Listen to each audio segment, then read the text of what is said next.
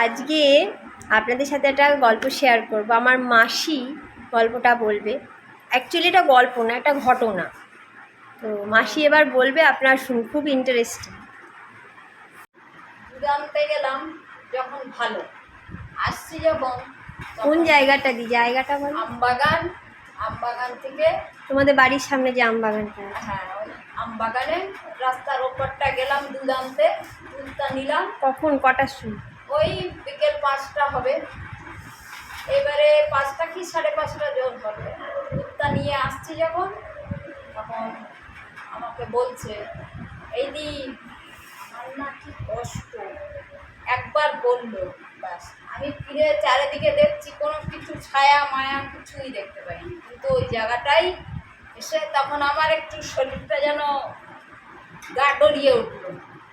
বাড়ি চলে গেছি, দুধ ফেলেও দেয়নি বা কিছুই করিনি, নিয়ে বাড়ি গেছি। বাড়ি গিয়ে বলছি, তখন মা তো খুব ভয় পাচ্ছে, সে যাবি না। এবার একটু যদি রাত হয়ে যায় আমার কাছ থেকে আসতে। মা মানে কি, তোমার মা তখন বেঁচে? হ্যাঁ, আমার ভাই মরার 1.5 বছর পর মা মারা গেল। তা এবারে ওই বাহাদুরদের বাড়িতে মা কি করতো, বসে থাকতো, একটা হারকেন জ্বালিয়ে নিয়ে বসে থাকতো, কম করে ওদের বাড়ি বসে থাকতো। আমাকে এগিয়ে নিয়ে যাবে, একা একা যেতে দেবে না রাস্তাতে, বাড়ির কাছেই তো যত ঝামেলা। তো এবার মা বসে থাকবে হারকেন নিয়ে, আমি আসবো, তারপর আমাকে নিয়ে বাড়ি যাবে। আর ওই ওরকম দিনের বেলাও বাড়ি থাকলে ভাই ওইটা গাছপালা আছে না, কাঠ ফাট কাটতো, যেদিন কাজ না থাকতো। সেই বিকাল হলো, সন্ধে হলো, শুনতে পাচ্ছে কাঠ কাটছে। কাটলে একটা আওয়াজ হয় না কাটার, সেই আওয়াজ পেত। আমাদেরকে বলছে, দেখ দেখ কাঠ কাটছে, দেখ কি জোরে জোরে কাঠ কাটছে, দেখ। কে বলছে? মা বলছে আমাদেরকে। তা আমরা তো শুনতে পাচ্ছি না, ওটা মাকে শোনাচ্ছে, মা শুনতে পাচ্ছে। এবারে বাইরে রাত্রে কেউ একা বেরোতো না, ভাই বউ যদি যায় দাঁড়াতে হবে, আর মেয়ে তো ছোট তখন, এরকম। তা ওই ভয় পেত, আর ওরকম আওয়াজ হতো দিনের বেলা। মানে তোমার ভাই এগুলো করতো? এবার তোমার ভাই কি করে মারা গেল সেটা বলো। ওই যে কারেন্ট শর্ট খেয়ে সাইকেল রাত থেকে কাছ থেকে এসে, মানে খুব ঝড় বৃষ্টি হয়ে সে কারেন্টের তার ফার ছিঁড়ে ছিল।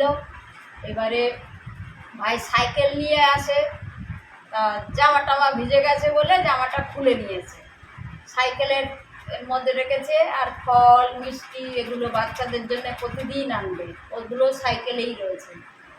আর ওর কীভাবে গায়ে লেগে গেছে, ও এরকম হয়েছে। আর কতজন বলছে, জানো মাছ এনেছিল রাত্রে। আমি বলছি, মাছ কোনো দিন আনেই না রাত্রে, ফল টল মিষ্টি মিষ্টি ছিল। বলছে আমরা দেখেছি। আমি দেখেছি তখন ভালো কথা, আমরা তো দেখিনি। আর আমাদের কোন দিন রাত দুপুরে মাছ ফাছ আনেই না। তাই এইসব হলো, হয়ে গেলে মিটে গেল। ওই আম বাগানেই হয়েছে? আম বাগানেই মরে গেছে। সকালবেলা আমরা ওই ঘোষেদের ছেলেরা যাদের দুধ নিতে যাই, ওদের ছেলেরা মাঠে মর্নিং ওয়াক করতে যায়। ওই বড় ছেলেটা দেখে আমাদের বাড়ি গেছে বলতে, চিনতো। তো তোমরা রাতে ফেরেনি, তখন তোমরা কিছু চিন্তা ভাবনা করছি তো, তখন তো এত ফোনের ছিল না। এবারে এর আগে একবার একটা অ্যাক্সিডেন্ট হয়েছে বলে আরেকজন পাশে থাকে, তার বর কন্ট্রাক্টরি করতে, আমাকে বলছে, দিদি যাবে, শুনছি অ্যাক্সিডেন্ট হয়েছে, তা তোমারও তো ভাই থাকে। আমি বলছি চলো, একা একা যেতে সহজ, চলো। এবার এসছি নারায়ণপুরের মুখে যখন, তখন ভাই বেরিয়েছে আসছে। তখন রাত্রি মনে হয় 12টা হবে। তখন বলছে, কেন এসছো তোমরা? রাত্রে আমাদের কোনো খবরই পাবে না, কিন্তু হয়তো আমার দেখা গেল কোনো কিছু হলো, আমি সেই বাবুঘাটেই আটকে রয়েছি, তুমি কি করে খবর পাবে?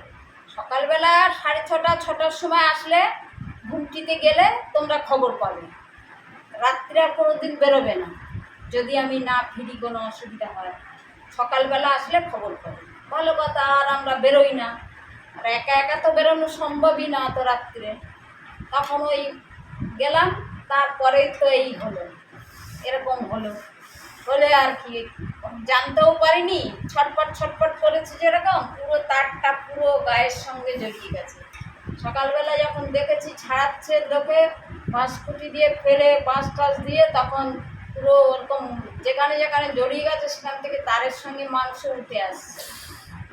পুলিশ এসছে, তারপর সেটা জিকে ডেকেছে, সবাই খবর দিয়েছে, এসছে। তারপরে ওই নিয়ে তো সারাদিন কেটে গেল। সেই বারাসত যাবে, বারাসত থানার থেকে করে তারপরে সে ইয়েতে যাবে তোমার ব্যারাকপুরে পোস্টমর্টম হবে। তখনও আমার মনে হয় মুখে আমি বাসি মুখে জলও দেইনি, আর যা কাপড় জামা এরকম পরেছিলাম সেরকমভাবেই ওইভাবেই গেছে। ওইখানে সারাদিন কেটে গেল, মুখে জল দেয়নি। তারপর স্ট্যান্ডের লোকরা অনেক করছে, বিস্কুট এনেছে, দিদি একটু জল খান, দিদি একটু জল খান, অনেক করতে একটু কুচি করে দুটো একটা বিস্কুট খেয়েছি। এইবারে ওখান থেকে সেই পোস্টমর্টম হয়ে বেরোতে সন্ধ্যের সময় পোস্টমর্টম হলো। তারপরে বললো কোন শ্মশানে যাবে, তা আমি বললাম যে নিমতলায় নিয়ে যাবো সবাইকে, আমার বাবা ঠাবাকেও সব নিমতলায়। তা বললাম নিমতলায় নিয়ে যাবো। এখন দিদিরা সারাদিন ছিল না, আবার সকালে বিকালে আবার যখন গেছে সবাই তখন বললো ছেলেটাকে নিয়ে যেতে। ছেলেটা হয়তো মুখে আগুন দেওয়ার জন্য দরকার হতে পারে, তা ছেলেটাকে নিয়ে গেল আর মেয়েটাকে একটা পাশের বাড়িতে রেখে গেছে। সে কি কান্না, এসছি যখন আমাকে কেন নিয়ে যাওনি। তারপর ওখান থেকে সব কাজ সেরে তো রাত্রে বাড়ি এসে সাদা কাপড় পরেছে, থান করতে হয়। মা থান করেছে, কেন পরেছো তুমি এই কাপড়? ছেলে বলছে 3 বছরের ছিল, বলছে এ পরবে না, তুমি খুলে ফেলো অন্য কাপড় পরো, এরকম করছে। তারপরে ওই গেল, ওই তো শেষ হয়ে গেল। তারপর চলছে কান্নাকাটি, এটা সেটা করতে এটা তারপরে কোন সালের ঘটনা? অত আমার মনে নেই, সালমাল অত মানে আজ থেকে কত বছর আগে হবে? এখন মেয়ের বয়স ধরো 23-24 হয়ে গেছে। তখন মেয়ের বয়স কত ছিল? 4.5 বছরের মনে হয় মেয়ের বয়স ছিল। তার মানে আজ থেকে ওই মোটামুটি 19 বছর আগের ঘটনা। এরকম হবে। 19 বছর আগে মানে 2004 না 6-7 সালের। ছেলের ওই 3 বছরও পুরো হয়নি তখন, 2 বছর 3-4 মাস বয়স ছিল। ওই 2006-7 সালের ঘটনা। ওই কতদিন বলতো আমার বাপির ওই আমবাগানেই থাকে, বলো আমবাগানেই আমার বাপির ঘর, ছেলেটা বলতো। তোমরা তো তারপরে সাধ্য শান্তি সব করেছো তো? ওটা তো বেশি তারপর থেকে আর ওইগুলো পেয়েছো যে সব? হ্যাঁ, সাধ্য শান্তি করার পরেও বলছি কি এরকম ওই দরজার সামনে ওই ধাপটার ওপর এসে বসে আছে, খালি গায়ে, প্যান্ট পরা, কালো রঙের প্যান্ট, খালি গায়ে, যেরকম ভাবে মরেছে বসে আছে। আর ডাকছে, দি আমাকে ডাকছে। তা দেখ কি হয়েছে তোর? আমরা ওই তো ডাকছে, তো মদন এসছে। তাই চুপ কর, কি এসছে ওখানে? মদন এসছে, আবার শুয়েছি। মার মনে জানছে সব কিছু, মা তো আরো বেশি দেখত। মায়ের মাথার কাছে এসে বসে থাকতো, ওই তার মার শুদ্ধ জড়ানো শুদ্ধ এসে মাকে দেখা দিত। ওই এগুলো সত্যি সত্যি কান্নাকাটি করতে 1.5 বছর পরে আমার মা মারা গেল।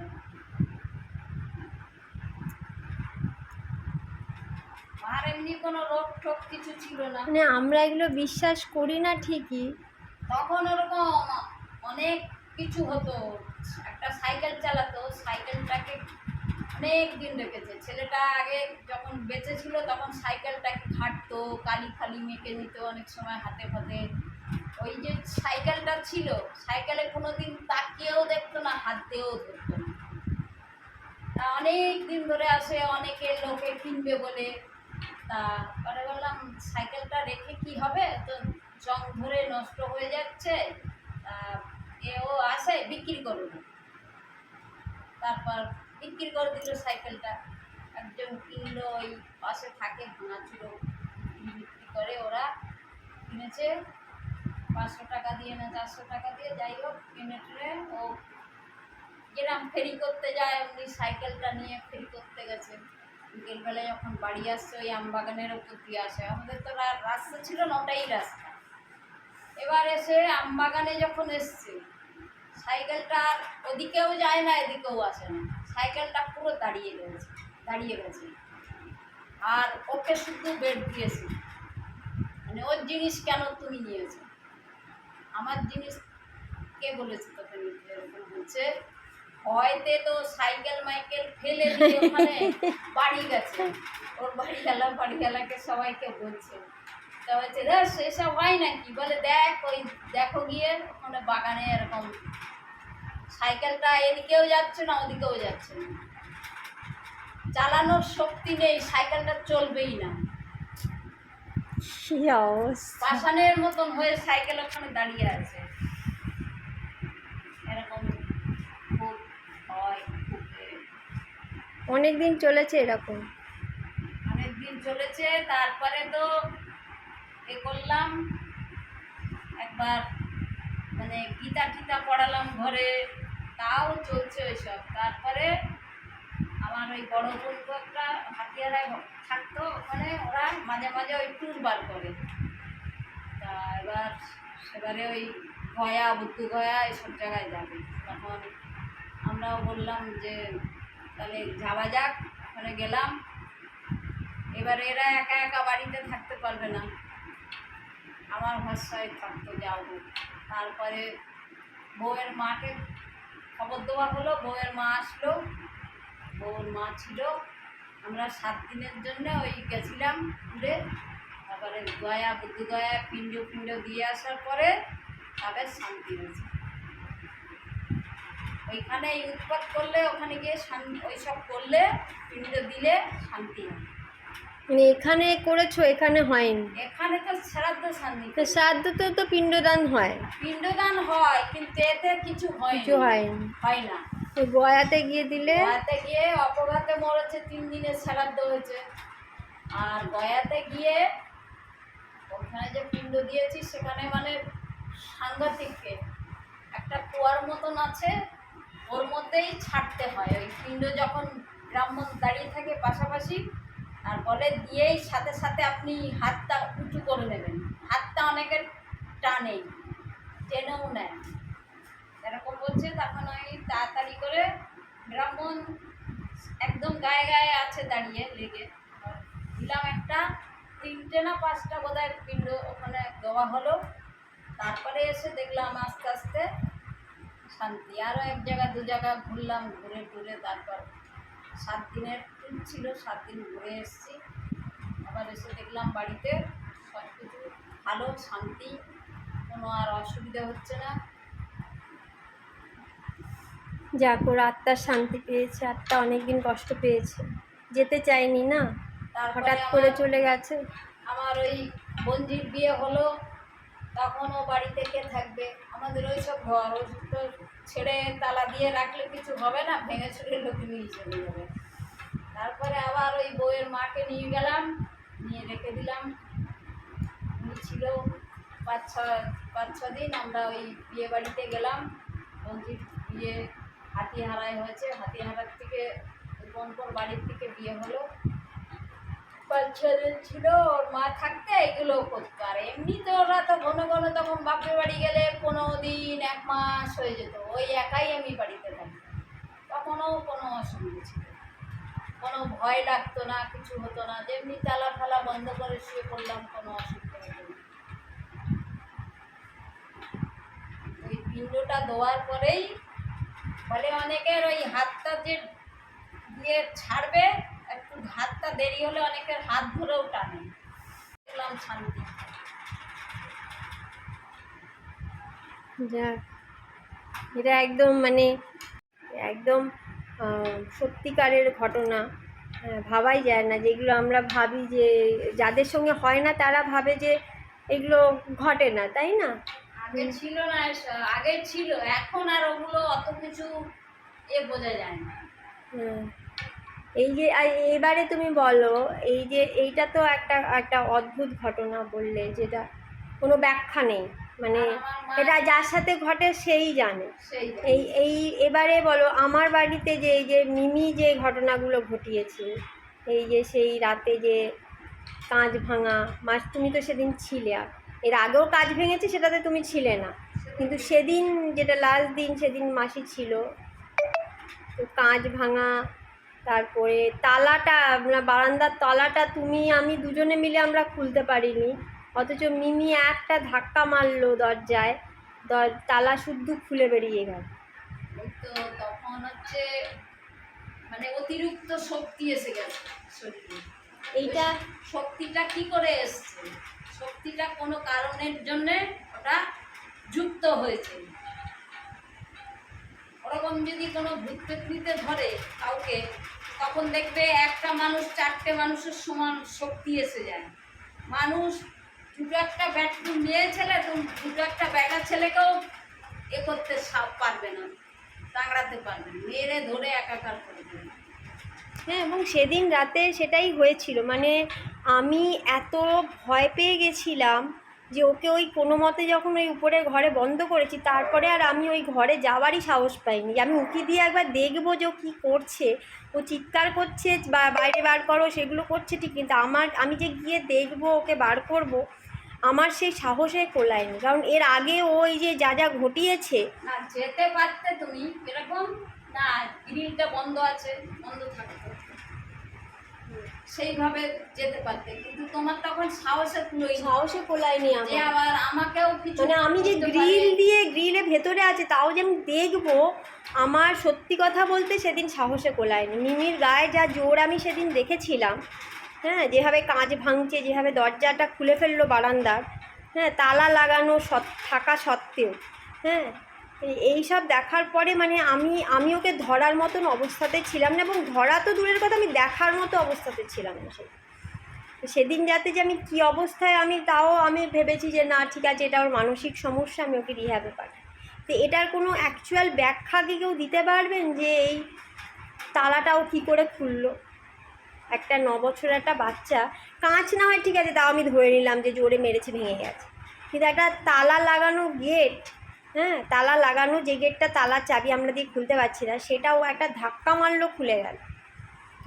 এইটা কোনো ব্যাখ্যা কি আছে সায়েন্সে? আমি নিজে সায়েন্সের স্টুডেন্ট হয়ে আমি বলছি, হ্যাঁ, এটার কি ব্যাখ্যা হতে পারে? মানে আমাদের জীবনে যতক্ষণ না কোনো কিছু ঘটে ততক্ষণ অবধি আমরা সেটাকে বিশ্বাস করি না, কিন্তু যখন ঘটে যায় তখন আমাদেরকে এটা বাধ্য করে বিশ্বাস করতে যে দেয়ার ইজ সামথিং, যেটা হয়তো সায়েন্টিফিক্যালি যেটার কোনো এক্সপ্লেনেশন নেই, তাই না? আমার সাথে এটা না ঘটলে হয়তো আমিও বিশ্বাস করতাম না। এরকম অনেক ঘটনা, যেমন মাসি আজকে বলল, আমার একজন পরিচিত আরও একজন এরকম বলেছে, আমার মার কাছে একটা এরকম ঘটনা শুনেছি, যেগুলো সত্যিকারের কোনো কেউ বিশ্বাস করবে না, যাদের সাথে ঘটেনি তারা এগুলো বিশ্বাস করবে না।